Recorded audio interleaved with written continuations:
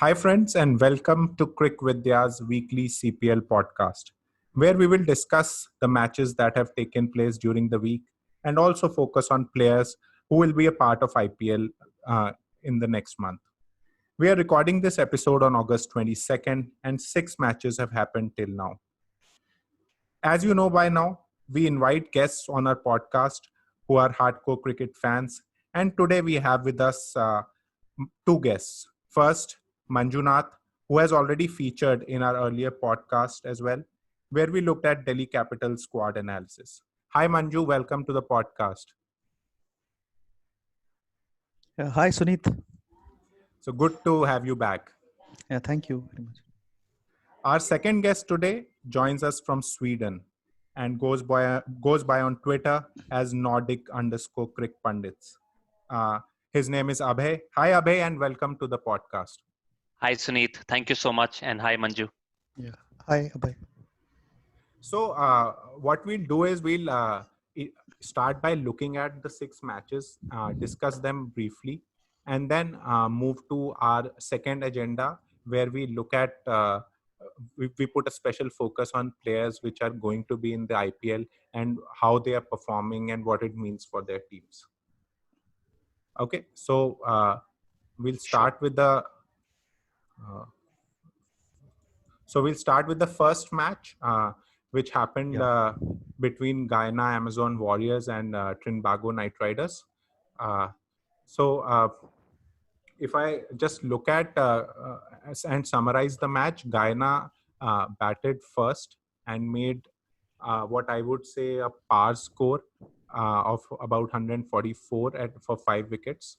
The two main batsmen that made runs were Hetmeyer and Ross Taylor.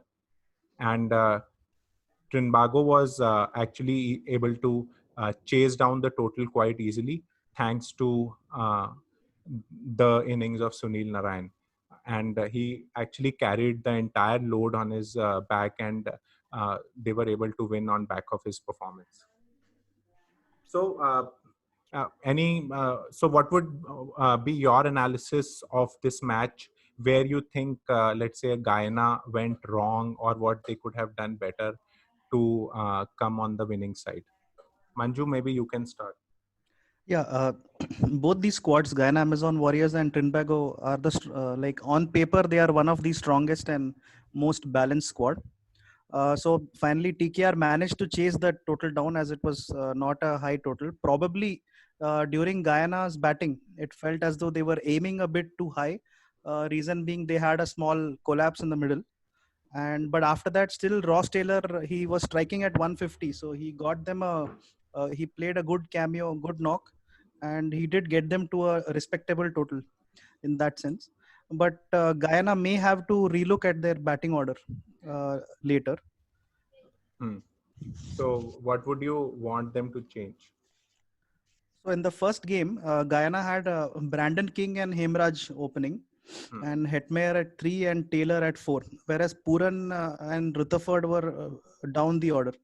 So we can try to, if like see Hetmeyer and Puran both are top order players. So I think the problem for this Guyana side is they are quite top heavy. So if we can drop Ross Taylor one place down and maybe bat Puran and Rutherford, the hitters a little higher, so that they can go better compared to the previous game.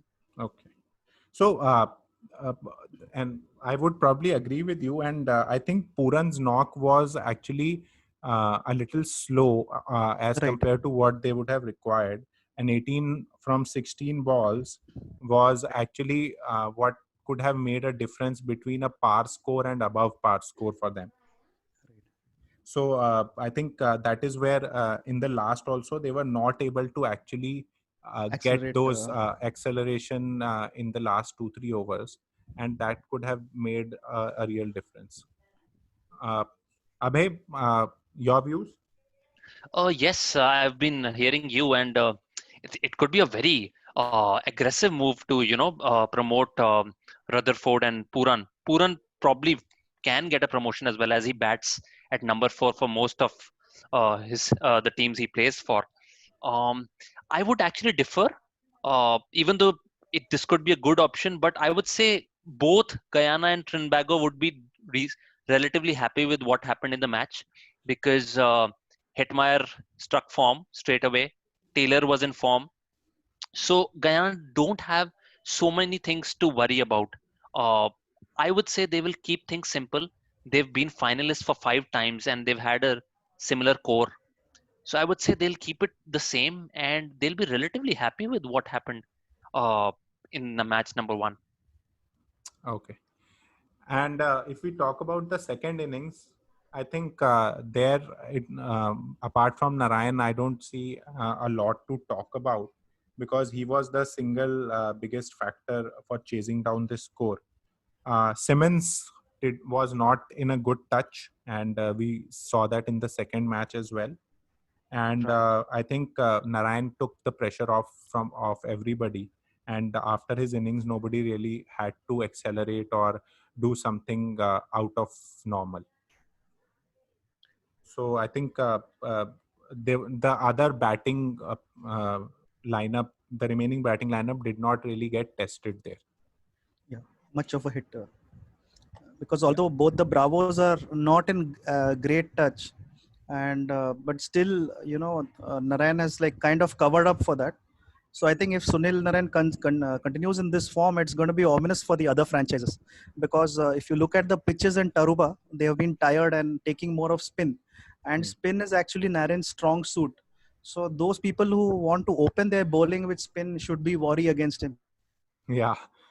And another point is that what I found was Narayan's bowling also had a new nip around it. He was much better as compared to last year, much more effective and taking wickets. And plus, he was hiding the delivery till the last instant behind his Yes. back. So Yeah. he was not at least he was not allowing the batsman to pick him well. That I think batsmen struggle anyways, but he's made it tougher.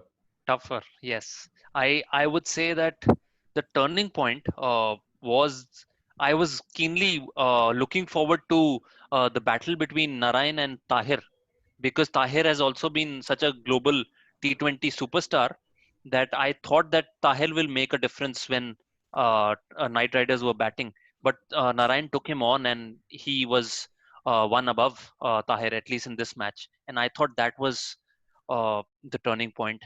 Yeah. And if you look at Trinbago's innings, the first 3 overs were only 9 runs, and that is where Simmons was batting. And after that, from 4 to 10, they made 97 runs in those 7 overs, and that is where the match was actually over. Hmm. So I think we'll move to the next match, which was Barbados Tridents versus St. Kitts and Nevis Patriots.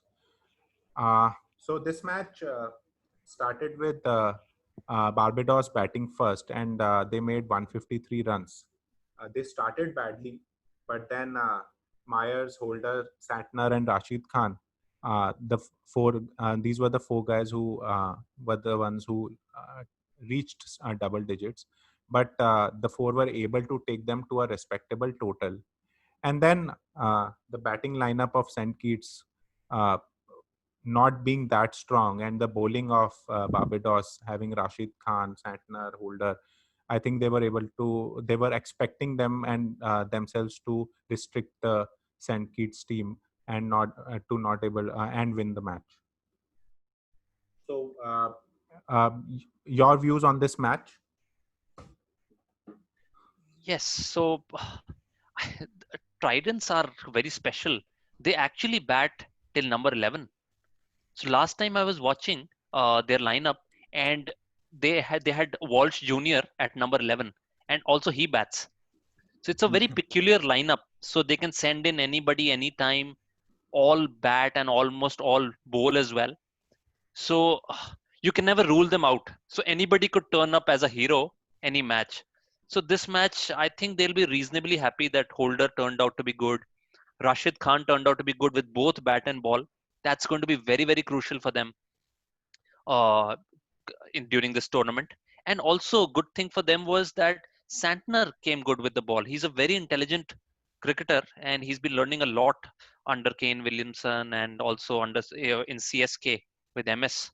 So Santner and Rashid Khan both are going to be crucial along with Holder, and they all three of them came good.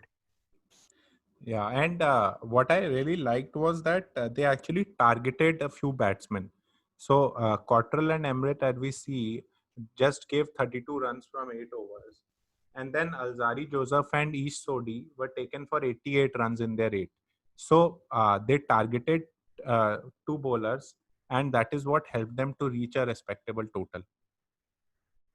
So and then I think the bowling lineup that they have, they would actually back themselves to uh, defend any 150 plus kind of a score on a slow wicket. Yes, yes. Manju, any views, any special comments?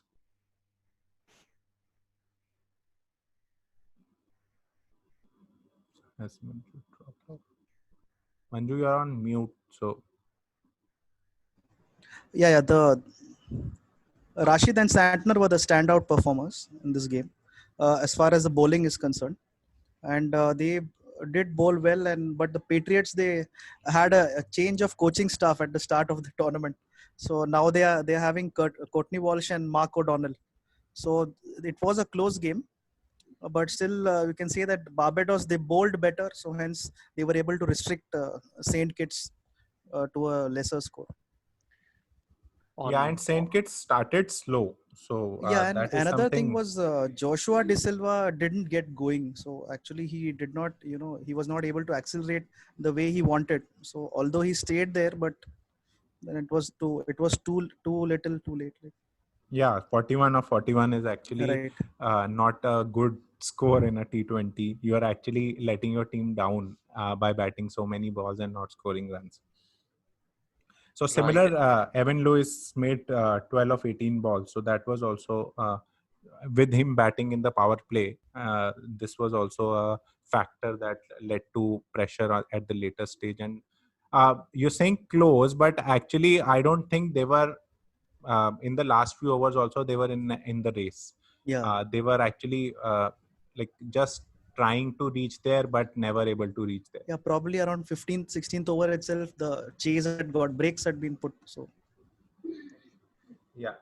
And another point to notice was that Barbados actually, out of those 153 runs, made 55 runs in 3 overs, which were the right. fifth, sixth, and seventh overs. Mm. And they were actually able to attack for 3 overs, and that actually set the tone. And I think those were the three crucial overs that actually made them win this match.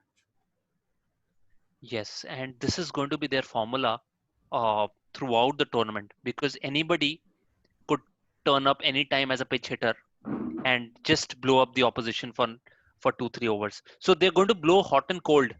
I feel uh, it's the stability. If some of the guys in Barbados can give them stability, then they can go a bit further. Coming to Manju's point, uh, St. Kitts and Nevis Patriots, they had so many obstacles before the tournament. First Yes. was this change in coaching staff, and then the star player um, did not turn up. Yeah. This Fabian Allen, He missed the whom flight.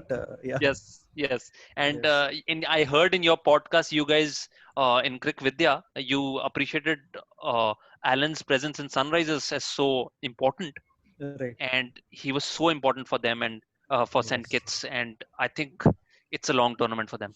So the priority is to first now get him on the plane to Dubai, I think, for the Sunrisers. So assuming Yes, he's reached safe, yeah. yes, So now he'll not come at all. he won't. Okay, And so there'll be no replacement also, because the bubble is in such, and the lockdowns are such that even chartered flights, apart from chartered flights, no more flights can fly in. So okay. they can't replace him. That is the thing. That is, they have to do with whatever squad is there.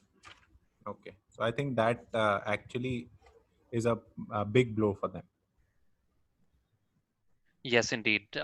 So another point is too much pressure on Lynn and Lewis at the top, and Yes. really lacking the finishing uh, depth.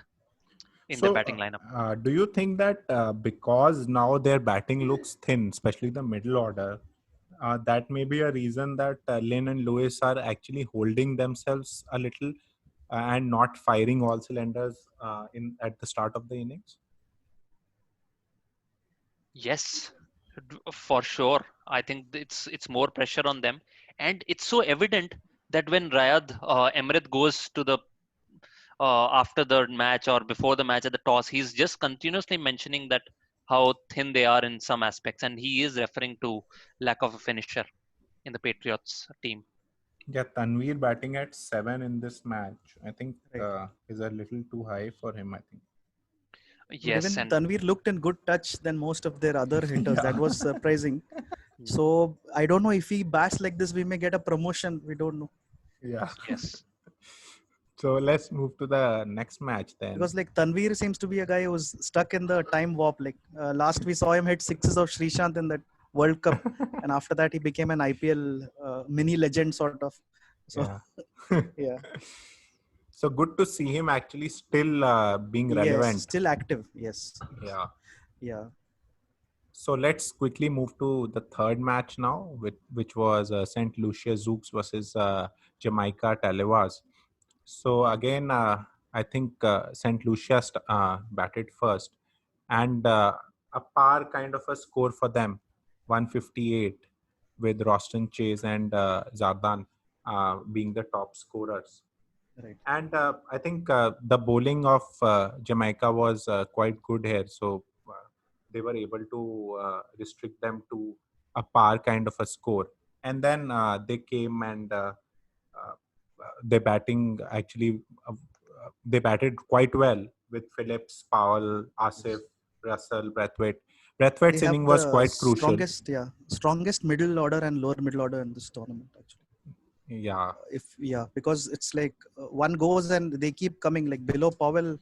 All the four are quite capable of finishing a game single-handedly.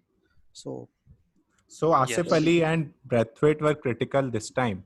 yes, Because there was a little scare at the end right. when the wicket fell. But Brathwaite, 27, I think, were required from last three, and or something like that. And Brathwaite was able to handle that and took them home.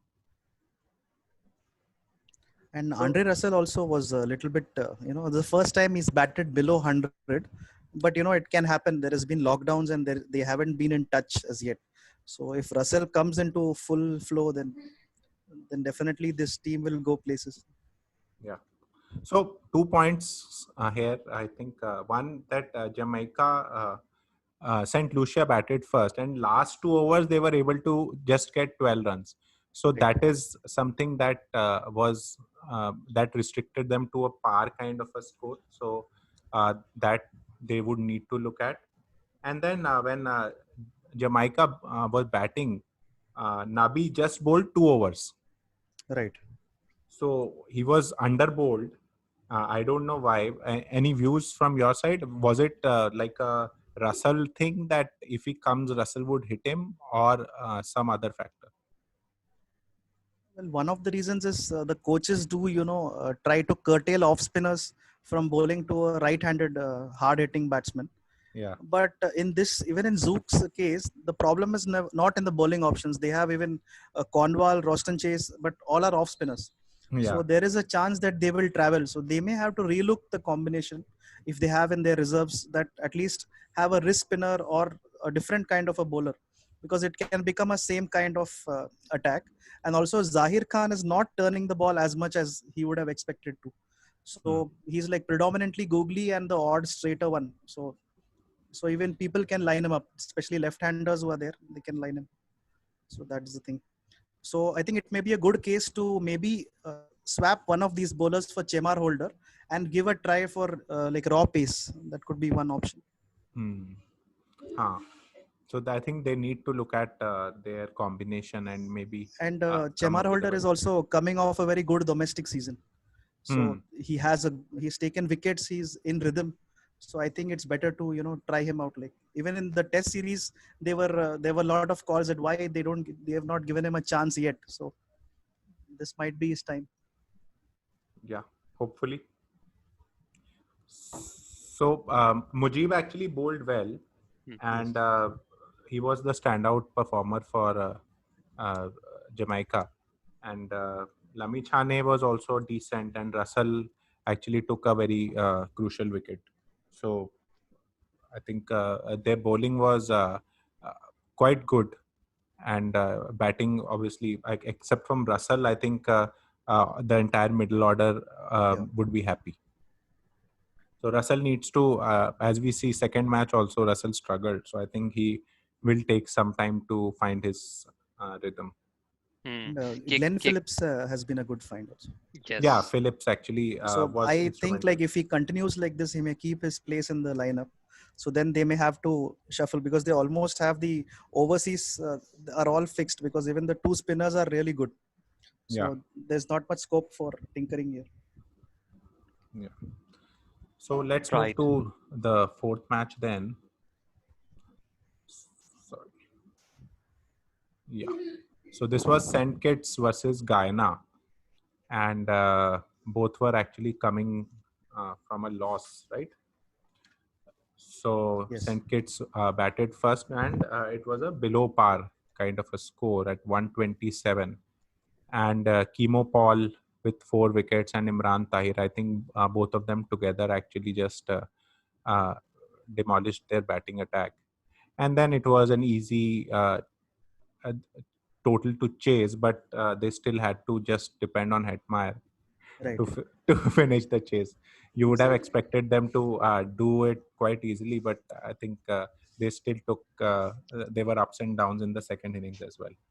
The Delhi Capitals would be very, very happy after this match. Yeah. Yeah, Uh, Seeing both Hetmeyer and Kemo Paul being in good form. And like I was talking about Guyana, they didn't change much in this match, and it was easy for them because St. Kitts have so many of their own problems, which we just highlighted in their first match. It just continued. yeah. So Saint Kitts actually need to think about what they can actually do to their batting lineup. That actually looks quite thin. And if we look at their batting performance, Ramdin uh, took 15 balls for just 9 runs, and then Emrit also was 19 balls, 17. So I think they need a finisher or a lower order player who can actually give them uh, quick runs at the final, like death over stage. The problem with them was that uh, Ramdeen and the other fellow you mentioned, uh, Emrit, probably captain. yeah, Emrit. Emrit, when he came, it was just so difficult because this depending so much on Lewis and Lynn. When they get out quickly, I don't think the lower order is that good to support them. They can do a supporting role. Like for example, if they get a chance in 17th or 18th over, they can get some good blows. But they need somebody to from the top order to go and continue and play till 15th over. Yeah, so that's why I think they are not firing, as we said in their first match also. Chris Mhm. Lynn is not uh, unleashing himself, and Lewis actually did well uh, with a 18 ball 30. But I think after these two were gone, there's nothing much there to actually Yes, support them. and St. Kitts actually needs a 70 from Lewis, not the 30 at this Right. time. Ramdeen is a accumulator. He will support the big hitters, but his role is not to accelerate. Yeah. So is there a case to open with Ramdeen? Like if you feel that they are collapsing a lot?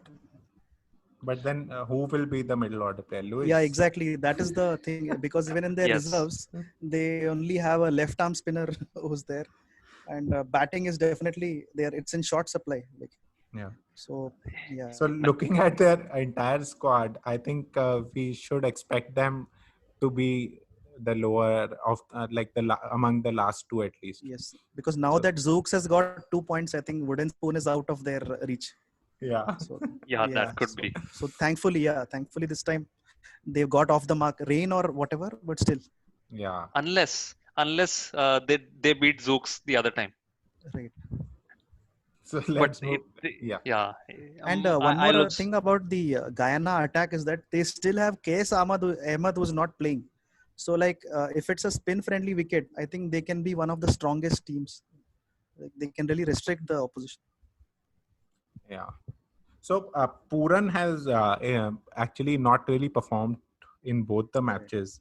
So Right. there can be so he would actually want to bat higher, but Right. given their batting lineup, I don't think so. Ross Taylor at 5 can still work because he would be he's a much senior player and he's I think batted at almost all batting positions. So he can actually go down one notch and Puran can come up. Also, Brandon King, I think who was the highest run getter in the last tournament. He also needs to find form because he's not looked like the last year player. Last year. right. Till now, not actually.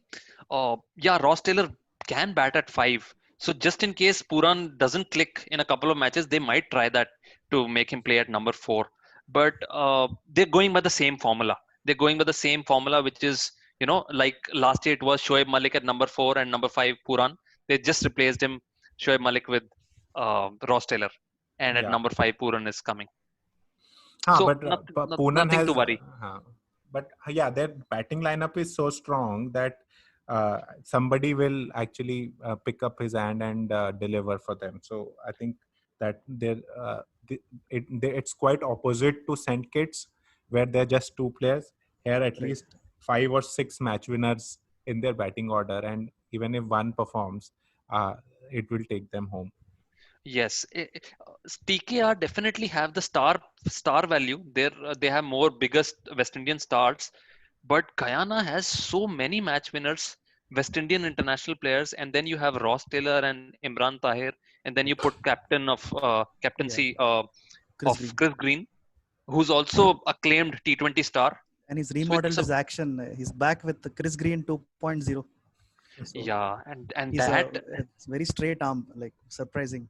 But yes, and that could be a little bit of challenge. I hope Chris Green finds form, right. uh, because that could be a challenge because he's come in with a new action and he's also the captain of the side. So that Mm. could be one area where they could suffer a bit. But if it all goes good, then they're going to the knockouts at least. So second match, Chris Green actually performed much better than his first Yes. one, where he gave I think 3 overs 30, and second was a respectable 4 over 24 one wicket. So I think he is finding that touch. So we hope that he can keep on Actually, performing. he's kind of making the transition from Kedar Jadhav to Washington Sundar. Like Yeah. Chris. So the more bent the arm, and now it's like ramrod straight. So he wants to cramp the batsman and do those, become more of a power play spinner. Yeah. So Right. let's go to the next match then. So fifth match was Yeah, Barbados this was the Tridents versus St. and Lucia, and I Zooks. think it was mostly the rain which handed St. Lucia the victory. But I would still say that Barbados made a few tactical errors here. First, by batting first, and then second, they batted slowly, and even uh, with 7 wickets down, Rashid Khan had still not come to bat. Yes. So I think that was something that I found really intriguing, that Rashid Khan was and Santner, actually Santner just came in Right. uh, at the loss of 6th wicket. So they had the players who had won them the last match. They actually they were holding them back for I don't know what, and that actually costed them, I think, the match. If the score was for Zooks not 47, but let's say a 57-60, it would have Right. been a different story. Hmm. I would differ a little bit here, though you could be right. I think there's a confusion. Like I mentioned earlier, these all 11 players, all are batsmen, and most of them can bowl. So Right. probably they need to give roles to one another. That who's going to be the accelerator, who's going to be the accumulator. probably they're getting stuck with that. Rashid Khan is more of a slogger, so they want him to come at uh, in the last couple of hours and just slam bang. And So two maybe he overs could were have left. gone come instead of Santner, because Santner at that point, and he came in, and I don't think he just made a runner ball kind of an innings, right? If I'm He came remembering, in. He came in at a time when they were losing flurry of wickets again. yeah, 8 I of think it 11 was balls. yes. So he again came and just made sure that okay, they don't lose another wicket in next 6 balls. Hmm. That ways because they were losing 2-3 wickets in space of 7-8 balls. It happened twice in between Johnson Charles and Holder's innings, Yeah, and they played very very fast. So I think they need some more time to gel as a team and probably giving roles to one another could be key. yeah, I think, and Corey Anderson seems to look out of touch. So I don't know Yes. if they should persist with him or maybe try some different combination. But it can be tough, like if once you become a traveling T20 player. Hmm. So, like even Samuel Badri has spoken about it. It's like you don't have much of a support system, and you can't play internationals to also get in touch. So the practice is limited. So I don't know. Hope he gets into touch, because if he starts firing, then he can be the X factor in that batting lineup. Yeah, No doubt, no doubt. He could be the one who could carry the innings Yeah. because they've slated him at number 3. And Right. I think he just got out on a full toss. So maybe we shouldn't read so much into it Yeah. at this moment. Yeah. But of course, they'd like him to come good as soon as possible. Right. yeah. And maybe they And were one just thing trying to. worth Yeah, please. this management worth appreciating is they have used Corey Anderson in the correct way, unlike using him as a death bowler by RCB. So we should actually congratulate them for giving Yeah, him his correct number to play. yeah. So let's move to the last One one. Yeah, one one point I'd like to mention as well. I've been very very happy to see Roston Chase get his time in the sun Yes. because he's been I think stalwart would be a very big word for him, but he's been the performer for West Indies in test matches, and after Pollard has taken over one day internationals, he's been drafted. Chase has been drafted into ODIs as well, and Zooks also got him as a replacement Right. to some player who got injured. So I'm really happy, and also in this match he was given some bowling as well by Yeah. Sammy. So he could have a role to play in West Indies T20 cricket as well if Yes. this goes good. No, he is a canny off spinner. Like if you see, he went for 172 runs against England, but he got a 5 wicket haul. So that was not an easy pitch to bowl, but still he was an intelligent bowler. He did bowl well. So I think the same things even in T20 he can bring it to the table, where he's very difficult to get away if he bowls on song. true, true. So let's finally move to the sixth match, which was Jamaica versus Trinbago. And again, the same story for Trinbago. Sunil Narayan carries them home again. So a par or a below par kind of a score for Jamaica. And after that, I think after Sunil Narayan's innings, I think there was not much left to do for others. Yes, I think Jamaica is probably in batting they have more of superstars, but they also would blow very hot and cold. Like they hit couple of sixes and then get out. Uh, Ali Khan bowled really well in this match, and Seals also bowled really well. He's regarded highly Yeah. in the West Indian circuit. Phillips batted very well. Russell was the same, like we Yeah. discussed earlier. So I think they were actually dependent on Russell in this innings at least to give them that final Impetus. acceleration.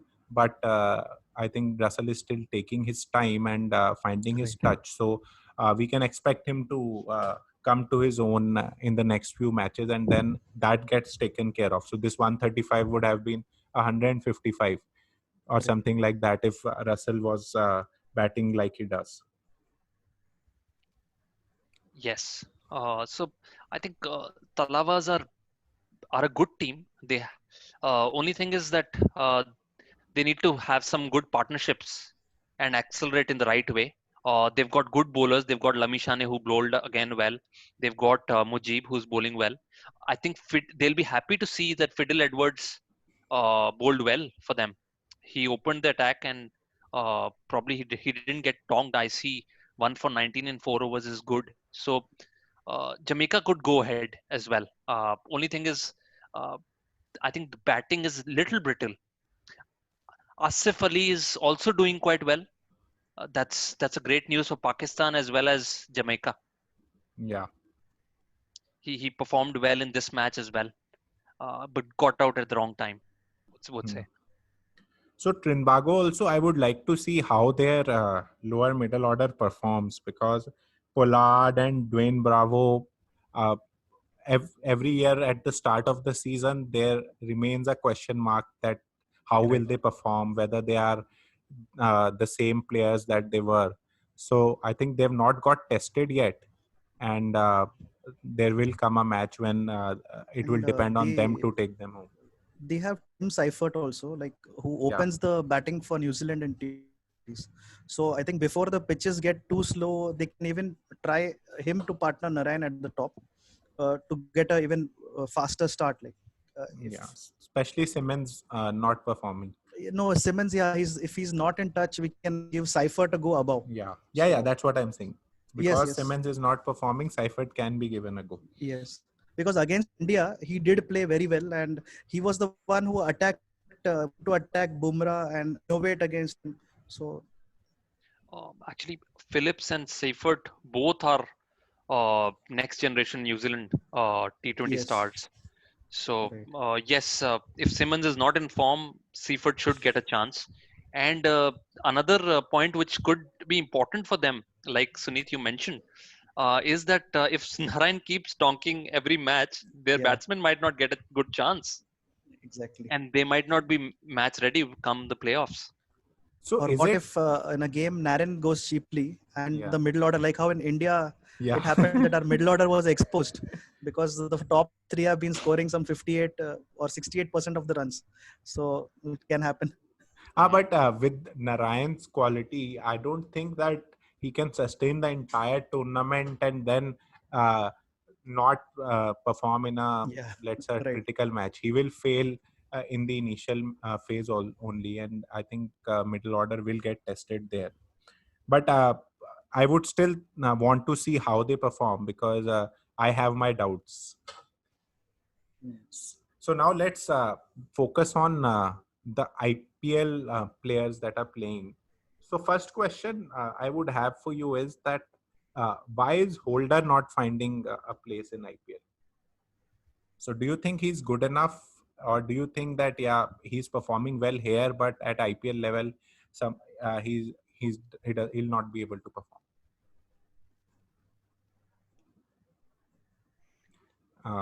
Manju? Yes. See, he can come into a setup like maybe SRH, where they have a lot of these multi-talented players, and he can give like an all-round option, and he can bat at 5 and maybe not bowl his full quota. So I don't know exactly what the thought process of the franchises are. And in fact, in case you are struggling to find a captain for any franchise, I think we can still go for Jason Holder. So I don't see his stock as diminished in T20 cricket yet, but sometimes like a lot of things play a role. Like if it's a tournament in UAE, there is a lot of talk about how the pitches are going to be slow. So they'll go for the bowlers who can bowl these slower balls rather than a genuine medium pacer or a paceman. So all these things do play a role.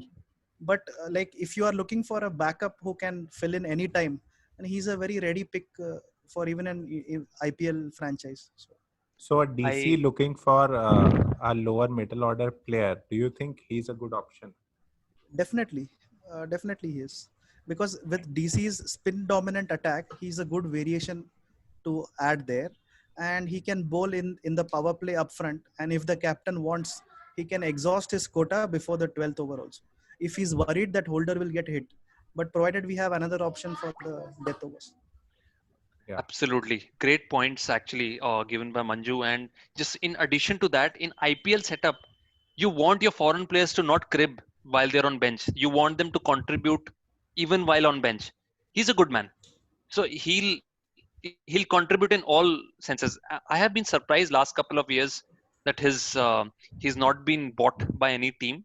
And yes, we hear that maybe Jason Roy will not turn up for Delhi, so it could be. It could be him. I'll not like. I'll be quite happy if they buy Holder. Jason for Jason swap for Yeah, Delhi. Yeah.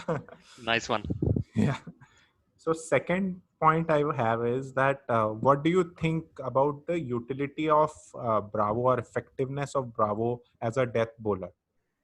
So we saw that s- uh, in the first match he went for quite a few runs. Second match also, I think he gave away 15 in one of the overs. And with IPL, the batting standards being much higher, do you think he can still be a death bowler for CSK?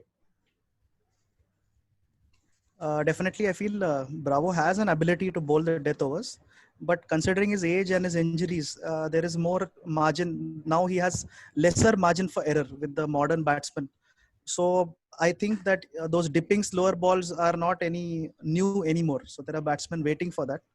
And the other thing is, if there is a day when he's slightly off or slightly shorter, he can definitely travel. So in that case, his franchise has to see who is the backup who can fill in for him and at least minimize like do a damage control.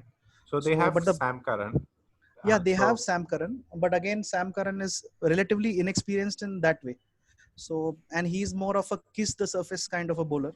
Hmm. Whereas now, even with the slow pitches, you need someone like even Harry Gurney or Isuru Udana who will bowl the ball into the pitch, like those cutters and those yeah. variations.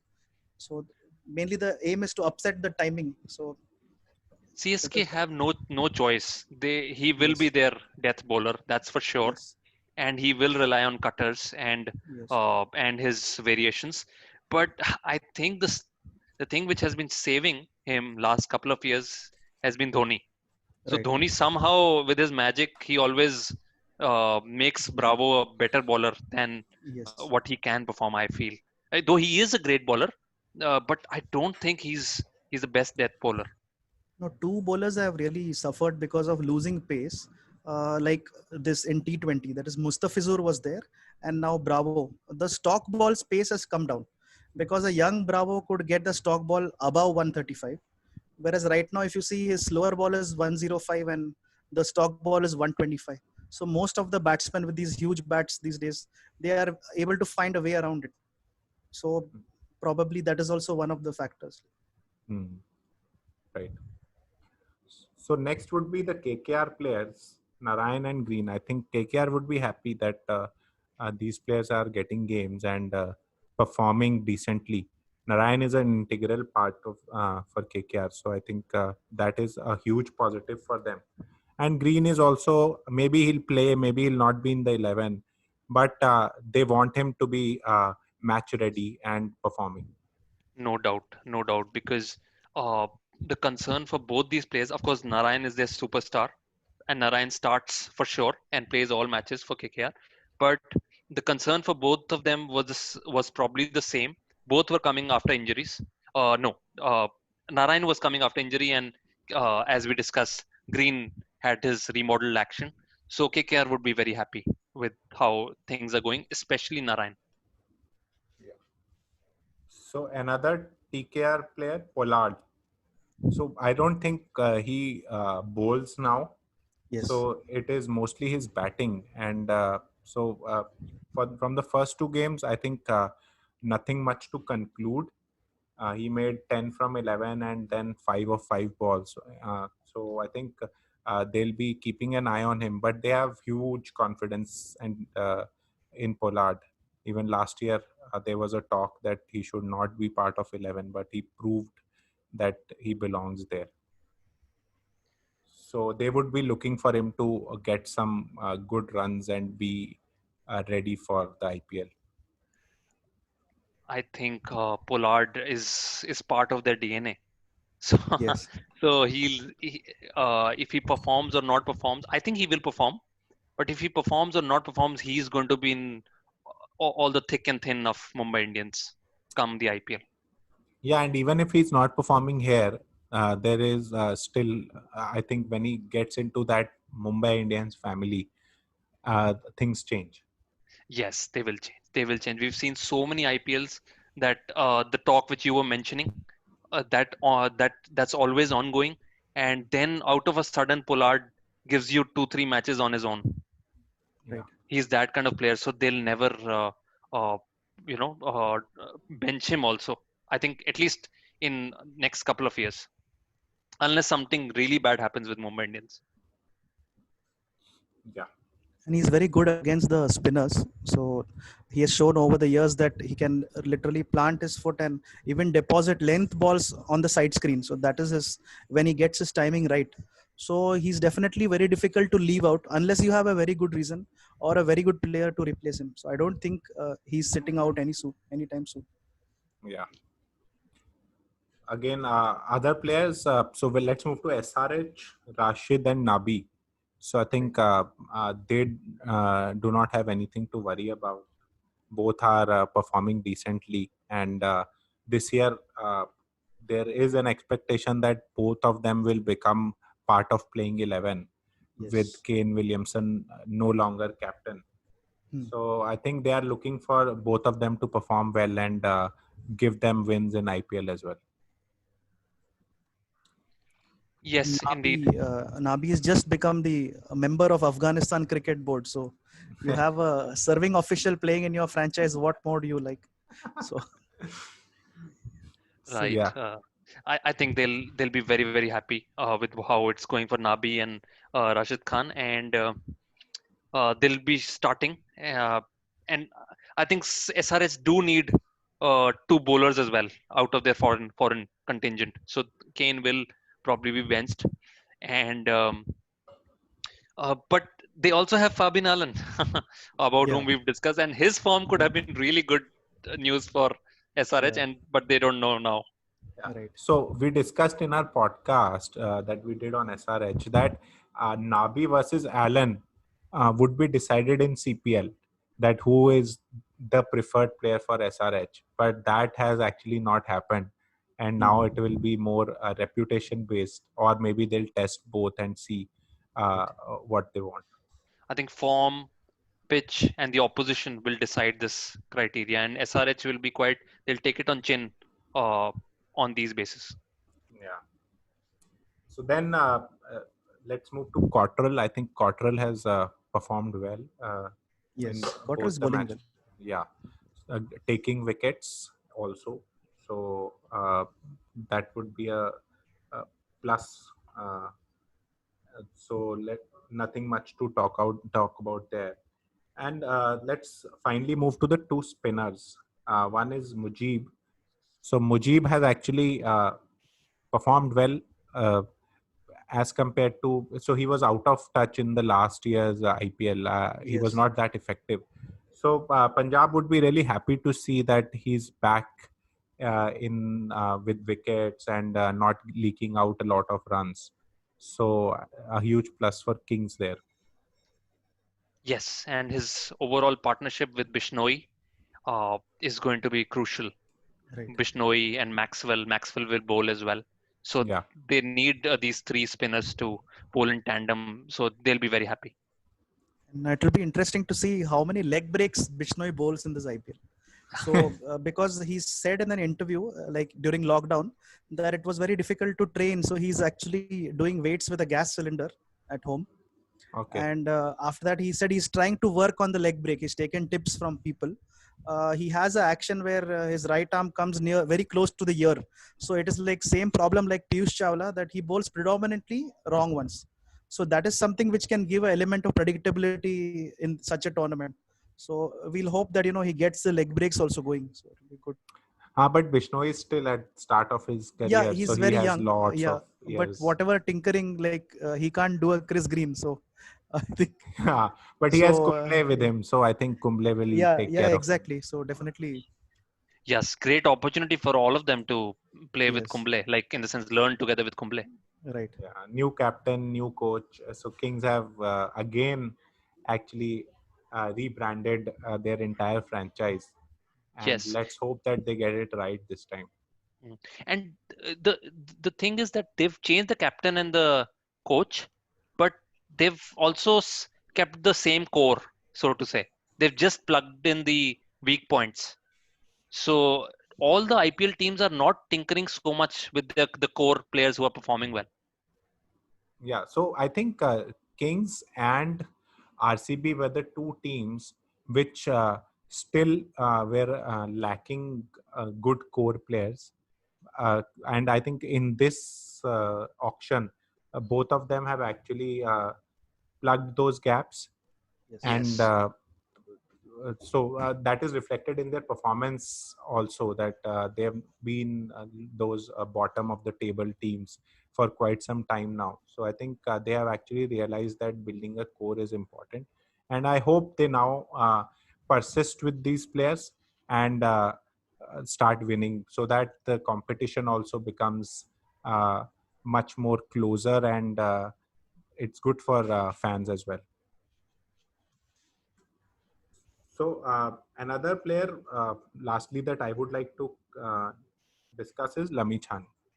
So Right. he has not been very effective last year for Delhi Capitals, and here also in the two games, he's not really looked uh, that good. So what are your views? Do you think that people have now started figuring him out? So now he needs to maybe remodel or get in some new variations? I feel that there is some problem with the action. Like I may be wrong, but then when he came initially, he was more of a straight head. Whereas right now, by the time he reaches the crease, he's already fallen over towards covers the Yeah. head. So that again, that position enables him to not spin the leg break as much as he wants, although he does bowl leg breaks. And again, there has become maybe an over dependence on Googly, because probably those who are like first timers who don't read him, they may be easily succumbing to the Googly. So maybe if he works with someone, he can definitely have a chat. You can definitely see that. Same thing with the other, his mirror image, Zahir Khan also is having the same issue. Like when he's shaping to bowl the Chinaman, his head is falling away. So I don't know whether it's affecting their the turn or probably. Uh, like Sandeep has Badri next to him even in Yes. CPL. So Yeah. and he'll continue with him in Delhi, In so he Delhi, can Delhi. Yeah. yeah, Yeah. probably discuss with Badri right away. But I think that Sandeep is very economical and Yes. he gives you that stability even now. It's Yeah. not going bad for him, but he's not the one who'll take 4 wickets in a match Hmm. and make you win the match. So I Right. understand that he's not the match winner sorts Yeah. for the teams. With Delhi, the problem has been they've used him on occasions. They've not given him, the complete tournament yet. Yeah. They take Correct. him out in one match and put him in, and Yes. it's not anybody's fault. It's the pitch and the combination. And Delhi will tinker a lot this time as well, because sometimes Amit Vishra will sit, sometime um, Akshar Patel will sit, and Akshar then they Patel. will try to bring in Sandeep. So he's going to have the same role to come in and out of the side, but he will be Right. used probably for 3-4 matches at least. So you feel should they use him like how Chehel has been for RCB, middle overs mainly, or you feel he can be used like Mujib also up front? Could be used, but I think if you're talking about Delhi, my opinion is Ashwin Right. Ashwin will will do the start, honors, yeah, for the power play. and as you said, he could Sandeep could take the Chahal kind of role. Right. So I think Sandeep versus Amit Mishra, only one of them would become part of the 11. So they'll have Yes. to actually look at whether their Indian pacers are doing good, and Right. if that is there, then only they can get Lamichane in. Otherwise, they'll have to drop him and maybe play the two foreign pacers. Hmm. So that actually will decide whether Lamichane can get a look in. Right. But probably in the second half of the tournament, where spin becomes a lot more important, I think that is where he will have a key role to play. Hmm. Do you think they will go for 4 spinners in a match? Like we could see Aksar. No, I think that's too It's much a because little difficult actually. Mishra and Sandeep, as you said, Yeah. will be the options. And Mishra with his fitness, and probably his fielding may not be considered sometimes. Yeah, but see, he's a seasoned bowler, so in case he starts performing from the first match, I think that will be a huge plus for them, because it gives them a lot of flexibility to fill in their middle order, which is Mm. weak. So they would actually want that a foreign player like a Stoinis or I think they have Carey, right? So Carey can be at number 6, number 7, and that is only possible if their Indian bowlers are performing well. So that is what I think Delhi would be hoping for, because Aksar and Ashwin to finish off games is Yeah. not a sound strategy. No. And with Ashwin's recent decline in batting form, so it doesn't look safe option. Yeah, so see, Yeah. that is a very critical position in a T20, a number 6, number 7 batsman, and Yes. those are required in the death overs to when you're batting first and to finish off games. And Delhi has been very notorious to Yeah. just leave off those 20-25 runs to that 6-7 in the Right. last season. So they would want some stability and some bankability at that 6-7 level, so that matches can be closed, which I think they struggled in a couple of matches last year. Yes, against Kings 11 Punjab was heartbreaking loss, Yeah. and there was another one where Chemo Paul just got them off the line Yeah. with the boundary. Chemo. Right. Right. So yes, that's going to be key for Delhi. So any other player that I would have missed who is common? So Russell, I think we've not talked about, but yeah, Russell would uh, KKR would be wanting him to start firing. So and irrespective, he still walks into any 11, even if he doesn't perform in this tournament. I think we should watch out for uh, any backdoor replacements, because during COVID, there's so many uncertainties with these bubbles and also the tests. So all the players who are performing in CPL could actually they'll be performing with an eye on IPL as well. They'll be thinking that, okay, if we are performing well, then if some injury happens to an IPL player or something else happens, they could get a chance to then fly to UAE. True. I think, and COVID also. So in case there is some positive case, then actually there might be a requirement of 3, 4, 5 players also, because Right. then they'll have their chances, and everybody would be looking at performing well, so that they are uh, in the minds of the selectors and the team management. Yes, and probably coming directly from CPL will be easier, because then there won't be any quarantine rules, because they're Yes. already coming from a bubble into another bubble. But if they go to their countries, then it might be complicated to come and play IPL. That is true. So great, And guys. I think, yeah. any update on Alex Hales? Like, where is he? Not really. I think. No, because he was the only Englishman in the CPL draft, but I didn't have any reliable info on who bought him. Finally, what happened? Is he there in any bubble with any squad? Because he was another valuable addition to any side, like if in form. Yeah, I don't have that idea. So maybe We'll see. we'll have a look and discuss him the next Yeah, time. definitely. So great, guys. I think it was a great discussion, and Yeah.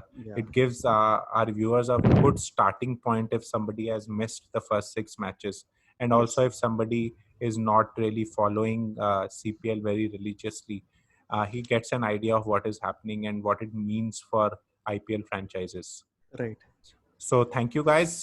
Thanks Yeah. for coming for the podcast, and we hope to make this weekly, and we'll hope to see you back next week as well. Yeah. Thank you. Thanks a lot. Yeah. Thanks, Sunit. Thanks. Thanks, Manju. Thanks, Abhay. Yeah. Okay, bye, guys. Bye-bye.